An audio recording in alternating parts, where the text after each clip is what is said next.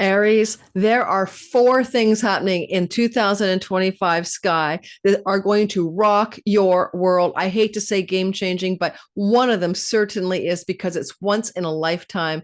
So this energy of 25 really, really changes everything about who you are, what you wish to do in your life, what goals that you wish to achieve, who you wish to become. So I can't understate it. And I'm going to go ahead and give you four things you must pay attention to in 2025. Now, this is about a 20-minute to 30-minute video that is a shadow of what I cover in my 2 hour 15-minute video, 15-minute video that I did for your sign already. That's individually constructed quarters, right? Every 3 months, I delineate what you need to watch out for as an Aries. So that video series is available by purchase. It's my yearly fundraiser. Check the description box below. You might want to get it because it's an audio download, a video download. It's also a watchable video on my private part of my YouTube channel as well. It's all the same thing, but different ways to access it. And it's also your PDF guidebook that I wrote for your sign. So there's so much in there. And by purchasing that fundraiser in my description box below, or the bundle or individual sign, you really help my channel, because that allows me to hire video editors, time stampers, but get a new ring lights. And my this old laptop is ready to die. I need to buy a new laptop to record on. So help me out, would you? Thank you, thank you, thank you. I'm one of you, Aries Sun and Moon. Let's get rolling and let's share the sky with you. I can't believe it's Mercury retrograde. I'm recording this in December and I have to do it all over again. I stopped my video and didn't know where I stopped it. Okay, so I didn't want to start there. Let's get away from that. That was my old one. Let me cue us for January 2025. Mars out of bounds, retrograding in Cancer, your fourth house. Pay attention. Let me take a look at this and show it to you. Mars is going to be moving into the sign of Cancer on January the 6th through to April the 18th. In January, Mars is retrograde through to February 24th. Therefore, here's my advice. Number one, Mars is out of bounds. So that would say for the first almost 4 whole months, almost to the early April, Mars is in a place in the sky where he doesn't listen to anybody. He's his own guy. He follows, his own impulses. He's not bound by rules. He's out of bounds. He can be radical. He can be, not surprising, but just like challenging the status quo, doing things his own way, in the sense that this is happening in your fourth house.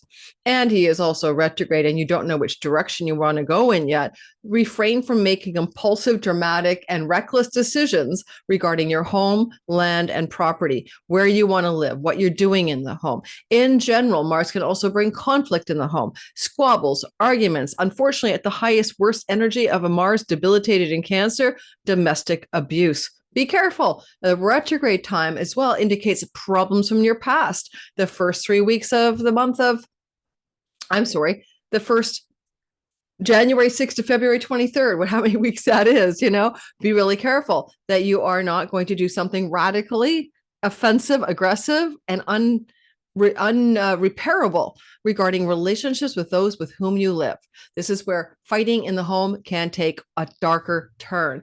Also, Mars is retrograding, so past issues to do with your childhood are coming up for review. And there's a lot of this time, therefore, let's say January 6th to February 23rd, where it's useful for you to go inward to assess some of your childhood stories, the traumas, the ways your parents raised you, your relationship to your mother in particular, and go back and deal up some of that material, especially with a stellium forming in the 12th house, which has to do with your own ancestral line, your soul work, and things you want to go inward about. And so contemplating your inner life in order to go within or go without, and changes you want to make at the very structural foundation of who you are, so that what you become can be free of the straitjacket or shackles of programming, imprints you took on from your family of origin, your ancestral line, and your childhood. Now, Mars will go direct on February 23rd and through to April 18th. He's in your fourth house still. This is often like you're going to make some major decisions and actions, and there will be a good time to do them. No, just major decisions, no major action plans taken until, I hope, after February 23rd, or you'll have to go back and do it all again. There will be a misfire. But after February 23rd to April the 18th, now Mars is direct. And this is indicating changes in your home life. You could definitely move your home. And with the stellium in your 12th house, and not to mention the North Node is here, you could move to a foreign country, expat, it's the expat signature, spend a lot of time in another country, travel extensively away from your home or homeland. So as an Aries sun, moon, I will be doing that. I'll be in Mexico, and then I'll be in the United States. So I'll spend a good deal of the first 4 months of 2025 out of my home country. That's a classic Mercury, Mars in the fourth house story, retrograde or not. Retrograde just means you go back and travel to a place you've been before. So between January 6th and February 23rd, you can travel to places you've been in the past. So I've been to this place in Mexico. I've been to Atlanta before. I'm going back to places I've traveled before. But in general, I would say once you get clear, direct motion as a Mars ruled being, you Scorpio and Aries folks, Aries in this case, are Mars ruled. You have now that take charge, gung-ho, gusto. You know what you need to do. You know what decisions you need to make, and you know what actions you need to take regarding anything in your life. In this case, Mars looks at your career house. So things to do with career, he's applying to your relationship house, major decisions to do with relationship and career and reputation matters, and your client and public and marketplace, seventh house, and your career. Those actions and decisions can be taken aggressively and with great certainty and great confidence on the 23rd of February to April the 18th. What's next in our chronological order of the top 4 things you need to pay attention to, Aries?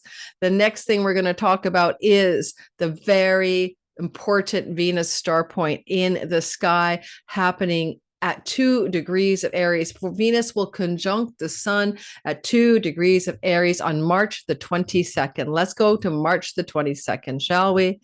We will get a nice little March 22nd vibe going.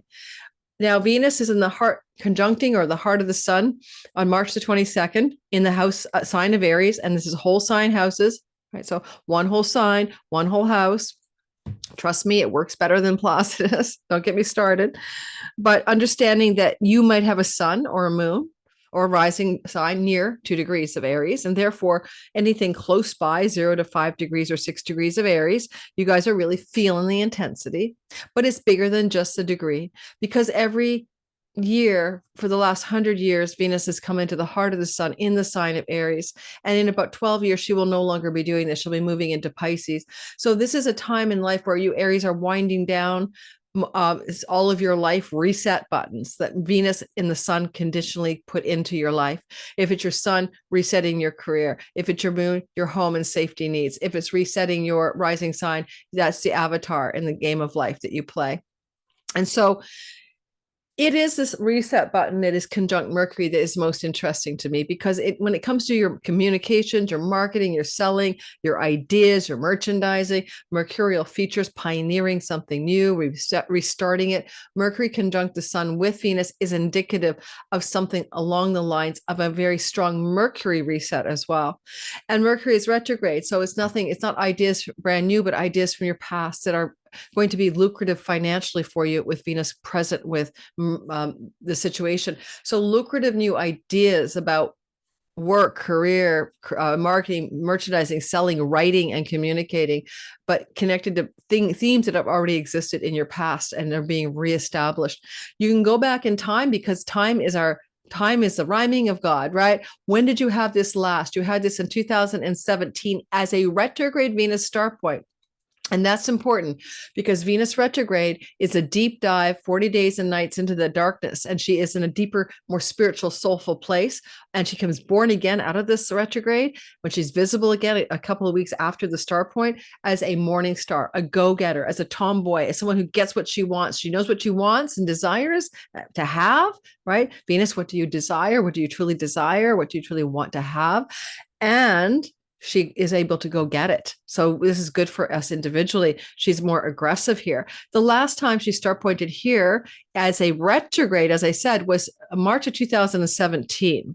And so go back to March of 2017, add, almost a year, 10 months. What changes did you make? So as a sun, I studied astrology and changed my career to become an astrologer after that star point. That's what happened to me.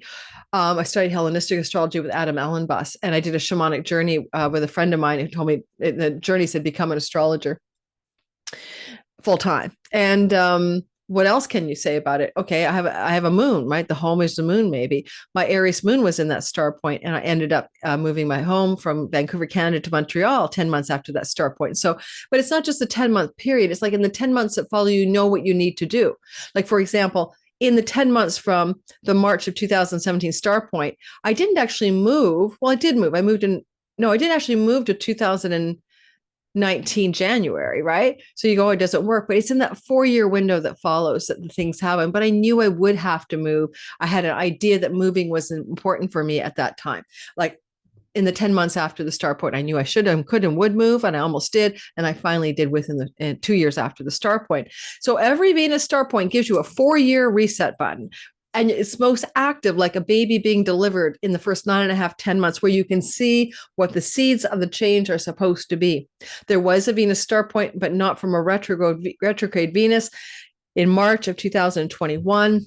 And go back, what changes did you make here? If it's Aries sun, career, moon, your home, Aries rising, anything about your identity and life. Okay, so in 21 I moved again. My moon got activated, and I moved yet again to a new place. Every time Venus star points near my moon in the last decade or so, because my moon is in the first 8 degrees of Aries, I've been moving. So you'll find that these changes of home can happen for you, moon Aries, and career matters shifting for your sun, and then for the rising sign, the change could be in your home, it could be in your marriage, it could be in your career path, because the rising sign activates houses 4, 7, and 10 in a very literal way. All right. So get ready for the Venus star point. Don't forget, you only got a couple more left, and then like 12 years from now, we're done with that. So ride the wave, fellow Venusians. Now, the next big thing that you need to pay attention to, number 3 in 2024, a game-changing year, by the way, cliche upon cliche, 25, is that you're going to have the very last eclipse coming through the sky in the sign of Aries for another 18.5 years as a North Node eclipse cycle. So I want you to go back to 2023, April. I want you to go back to 2024, April. Now we have March 29th, 2025. Solar eclipse. The middle one was a total solar eclipse with a node of fate, North Node of fate in Aries. The one before that in 2023, Aries eclipse, April, had the node of fate in Taurus, which was your money house, indicating that eclipse was activating a change in your life, but it also was a change in your physical resources, and ideally an increase from March of 23 to April 23 to April 24. April 24 to this eclipse in March 29th, 2025. This is an eclipse that's a hybrid eclipse. It's not the same as a regular eclipse because the node of fate will have moved into the sign of Pisces. And I could show that to you.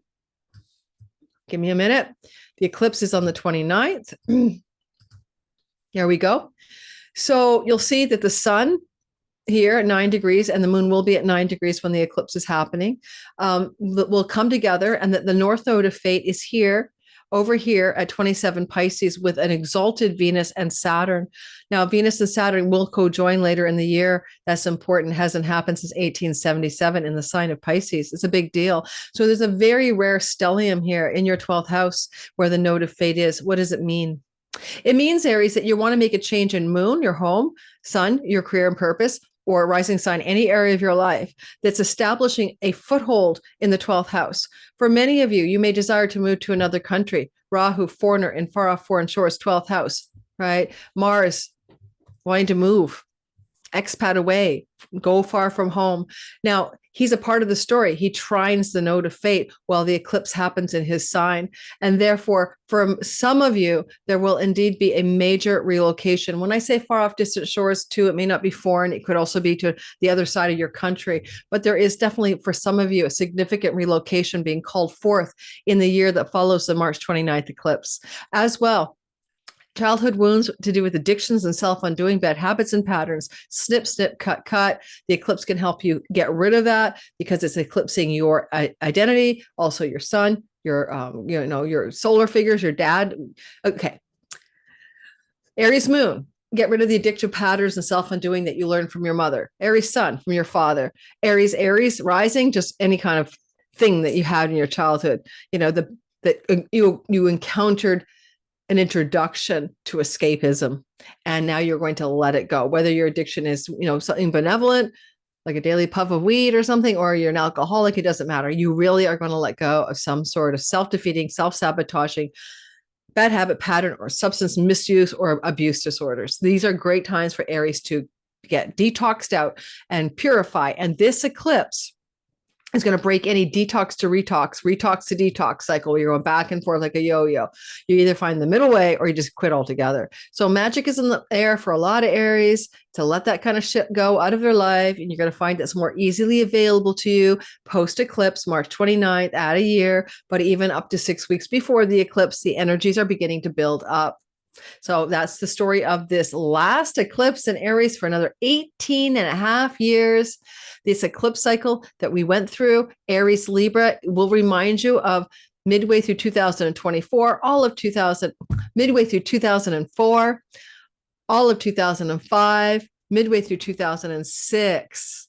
That's what this cycle's most like, is finishing up now. If you want to compare to the past, which I believe rhyming, history rhyming cycles, it might be useful to get some lay of the land about how you're going to change your life. It's a very similar pattern in the sense that in March of 2006, we had an eclipse. It was a hybrid. So what did you do in March of 2006 that reminds you of some of the themes that we're talking about here through to March of 2007? Now, I would like you to consider as well one more thing about this eclipse. Chiron is here, and you've been dealing with the chironic wound of sun, career, moon, where do I live, and Aries, rising sign, your identity, since 2019, the wounded home, the wounded a career, or the wounded anything about your life. And this chironic wound, Chiron leaves in 2027, is finishing up anyway, thanks to the eclipses. But this is the last eclipse co-present with Chiron. So it's the last time to shake off some kind of functionally profound karmic wound that you may be experiencing since 2019 regarding the themes I've just mentioned. And this is going to close the door on that cycle as well.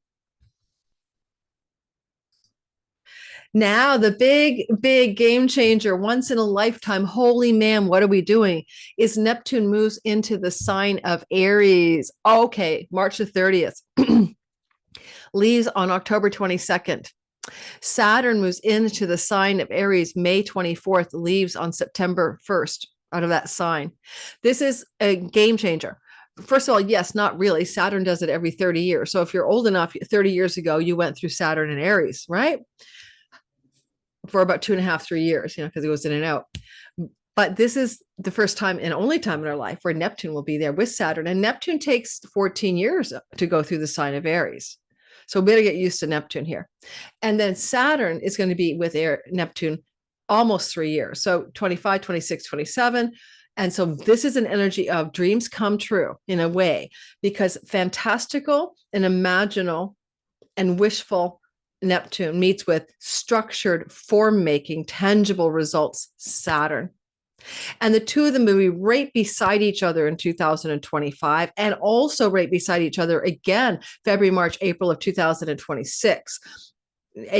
Halfway through that time of 26, in the beginning, in the window I'm going to tell you about, May 24th to September 1st, the two are beside each other in Aries, in the beginning of Aries. It's going to be a very powerful couple of years. And next year's your first taste of it, where you're able to sun, structure your career, moon, your home, rising, anything you want about your life with this new manifestation-like ability, sagacity and wisdom, the wise man, the wise woman. That's Saturn. Embody that with oceanic consciousness, unconditional love, empathy and compassion, visions. Neptune is a very deep spiritual transit as well, especially for the Aries sun and rising. Also, Neptune is not just nebulous and foggy. Neptune is the film industry, music, Hollywood, glamour, videography platforms on social media. And this is going to mean that these themes can be very important to you in the work you do or the life you lead, as Neptune joins with Aries for 14 years. And then you, of course, add, and storytelling too, and then you add Saturn structure. So let me use me as an example, and let me show you the sky. Oh boy, I hope I didn't pause the recording. Like in a way I didn't mean to. Oh my God, I hope I started the recording over in the last segment. Okay, that's not what I want to show you. Guys, give me a production crew. All right, so I think I've done this right. I hope I didn't miss a segment and stop the recording. I'll have to splice content together. Maybe I should just give up today. Mercury retrograde. Do not record on Mercury retrogrades. Here we have May 24th. You'll see that Neptune is ingressed here on, he's already here, and I'm going to go ahead by a day. It depends on time zone. So the 24th, 25th, you see that Saturn is here and that Neptune is here, and you'll be experiencing those two together until September 1st. Well, again, once in a lifetime and game changing. What are you going to do with that? Well, you could do so much with it, but we have Venus and Chiron here at the ingress. So it's good for romantic stuff, creativity, art, increasing your financial resources and healing any wounds about those as well. But more importantly, it gives you this ability to begin to understand how to move towards structured results with Neptunian things. I'll use me as an example. For example, I'm a screenplay writer, storyteller, fiction writer, blah, blah, blah. I've got a book I want to write. I got 7 books I want to write. And certainly the ones that are more fictional can come into form with Neptune. And Saturn gives me the structure and discipline to write them. So that's all that might be for me, example, as an Aries sun and moon, going through my sky during the time that we're talking about. Or I might get more structured with my YouTube channel. I'm creating a new channel, for example. Maybe that's the building of that, where you have this power to be disciplined and imaginal and visionary. Combining together is, again, 4 months, May, June, July, and August next year. And then it comes back again next year in February. And you have it for almost 3 years after Saturn and Neptune together in your sign. So possibly I would say as well, with this energy coming into being, it's following after the last eclipse and the Venus star point. And that indicates that they're complicit in what is trying to happen here. Maybe this is all one story in different parts. And maybe Aries, you are being asked, I am being asked to really allow for something beautiful to be born in the 10 months that follows the star point of March 22nd, that uplifted and kickstarted with the eclipse of March the 29th, and then amplified by a very rare, once in a lifetime, no one's a vampire. This can only happen with Neptune once every 160 odd years. No one's a vampire, 64 years. This is our time. Listen to me, Aries. Whatever you want to dream into being, whatever imaginal creations and concoctions you have that you want discipline, form, structure, and you really want to take it on like a sage-like duty, this is a time for you to do this. Is there a dark side to this? Well, sure. The sun, right, is your career and purpose, and maybe Saturn is saying it's over. Let's finish up. Let's retire out of this thing. Find something new. And Neptune says, I'll give you some visions and dreams about what it could look like. Maybe if it's your moon and you're really ready to kibosh your current home, it's time to Saturn, grim reap, and form and structure coming to a completion. Neptune for a new vision to emerge about where you live. And of course, if it is your rising sign, anything you focus on in life, career, love, children, creativity, entrepreneurship, you've got this kind of manifestation kind of vibe here, right? It's like it's in your court. You can do it. You can go into dreams, visions, and trance states, and you can imagine what it is that you're trying to create, okay? And then you can say, like Captain Picard in Star Trek, make it so, when he wanted to go to warp speed, he'd go, make it so. I always thought that was very charming.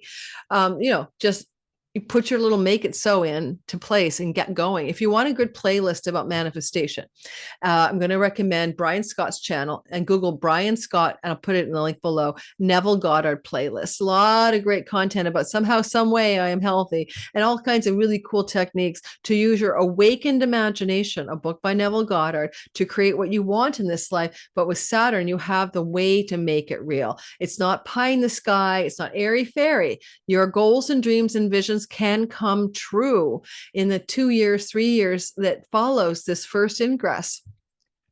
And so you get a taste of it. You get like a teaser, you get a foreshadow. You're going to be going like, oh my God, this feels so cool.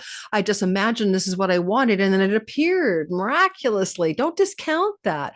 So you're upping your game here. I mean, Neptune is also like spirituality, enlightenment. Saturn is sagacity and wisdom. There's depth in you coming through the sky. And you're going to really feel the energy change on the 25th, 4th, or 5th of May. And you'll really feel what it is like for those first 4 months, May and June and July and August, to live into a new promise that you've been given from Neptune for 14 years, with Saturn's complicity and help for the first 3. So I can't tell you exactly what it's going to be like for you. You have to live into it and you have to live through it. And I'll be reporting to you what the game-changing vibe is about as we go through the next year or 2 of astrology together on my channel.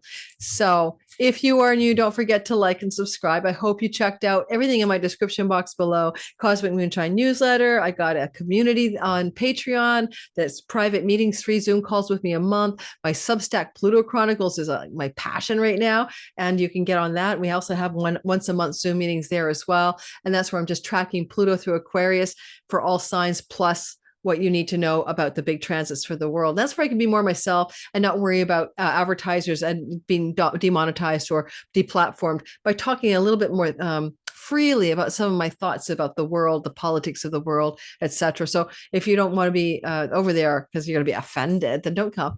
All right, but it's a nice growing community of Substack too. I've only been there for 2 weeks. I have a little bit, I think over 500, just 500-ish people who are now joining me on Substack, and you can join for free. So check it out as well. Everything about me is in the description box. Thanks. Don't forget to like, subscribe, share this video if you don't mind. My goal is 100,000 subscribers. I'm recording when I'm at 93-ish. So I'm looking forward to growing this channel with you. Thank you, everybody. Take very good care. Aries, have a great 2025. I'm looking forward to it.